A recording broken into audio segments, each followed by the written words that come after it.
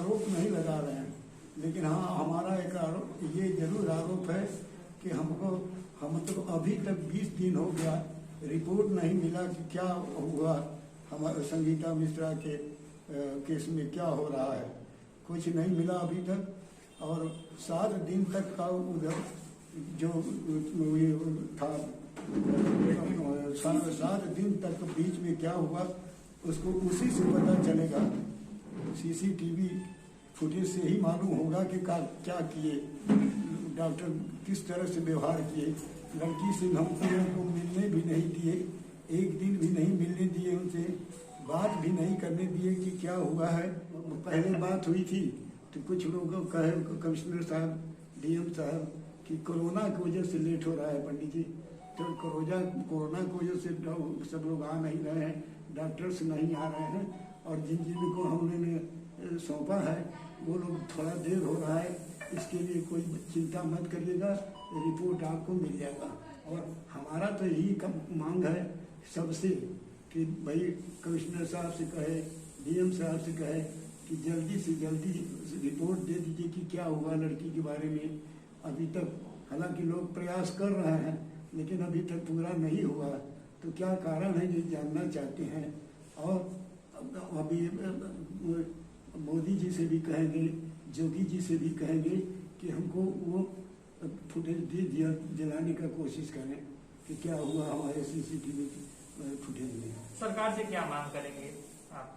सरकार से यही मांग करेंगे कि हमको सीसीटीवी फुटेज दिलवाया जाए ताकि हम देख सकें कि क्या हुआ बिटिया के साथ। अच्छा, हम लोग जब 25 तारीख को शाम को गए तब उन्होंने कहा कि हमने उसे आपकी दीदी को एक बहुत ही महंगा 40,000 का इंजेक्शन है वो हम लगा देंगे, आप निश्चिंत रहिए, आपकी दीदी ठीक हो जाएंगी। ये 25 तारीख की बात है सर।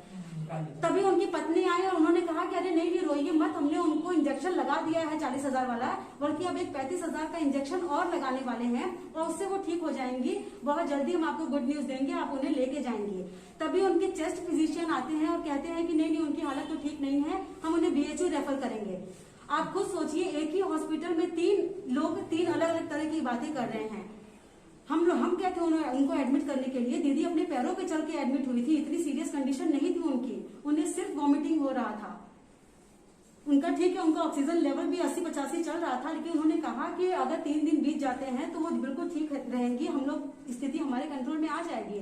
फिर 7 दिन बीतने के बाद ऐसा क्या हुआ?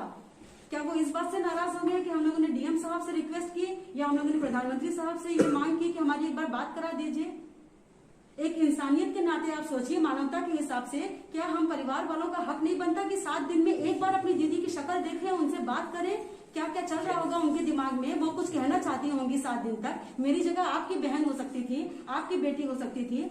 आप बताइए, क्या आपकी जीवन भर आपको ये बात नहीं कचोटेगी कि क्या हुआ था आपकी बहन के साथ कि 7 दिन तक आप उनसे बात तक नहीं कर पाए, उन्हें देख नहीं पाए, सीधे डेड बॉडी मिल रही है और उसके बाद भी डेड बॉडी के साथ हम लोगों से 4 लाख रुपए मांगे जा रहे हैं, शक्ल देखने के लिए 25,000 रुपए मांगे जा रहे हैं। आपको नहीं लगता कि ये सब गलत है? क्या एक बार भी मनमोहन शाम उतर के ऊपर से आए और ये अपने आईसीयू से उन्होंने मीडिया से ये बात कही है कि मैं बिल्कुल सही हूँ, कोई गलती नहीं है मेरी, मैं दे दूंगा सीसीटीवी फुटेज? तो क्या लग रहा है कि गुमराह किया जा रहा है? बिल्कुल गुमराह किया जा रहा है और मैं समझ नहीं पा रही हूँ कि अभी तक कोई ठोस कार्रवाई क्यों नहीं की गई है। इतना मुश्किल क्यों हो रहा है कि मेडिकल हॉस्पिटल से जाके वो सीसीटीवी फुटेज निकलवाने में पूरा शासन प्रशासन लगा हुआ है, उसके बाद भी क्या 20 दिन का समय बीतना आपको लग रहा है कि बहुत आसान बात है? यहाँ से अगर आपकी मांगे पूरी नहीं होंगी तो आगे क्या है? देखिए बिल्कुल क्लियर है, हम लोग मुख्यमंत्री साहब से बात करेंगे, उनसे टाइम भी ले लिया गया है। उन्होंने कहा है कि जब भी आपको समय मिले हम आपको समय देने के लिए तैयार हैं। आप हमको बस कुछ दिन पहले बता दीजिए, आपको जब भी पंडित जी को लाके मिलवाना हो, हम लोग लखनऊ जाने की तैयारी में हैं। हम दिल्ली जाके भी मोदी जी से बात कर सकते हैं, पीएमओ ऑफिस से हमारी ऑलरेडी बात हो गई है, हमने उनको ये कह दिया है, सूचित कर दिया है। मानवाधिकार आयोग में भी कंप्लेन कर चुकी हूँ मैं कि भाई हमारा अधिकार है एक परिवार होने के नाते कि मेरी दीदी की मौत कैसे हुई बता तो दीजिए। अब वो वापस लौट के नहीं आएंगी, कम से कम हमें तो तसल्ली हो जाए कि मेरी दीदी के साथ क्या हुआ था उस 1 हफ्ते में।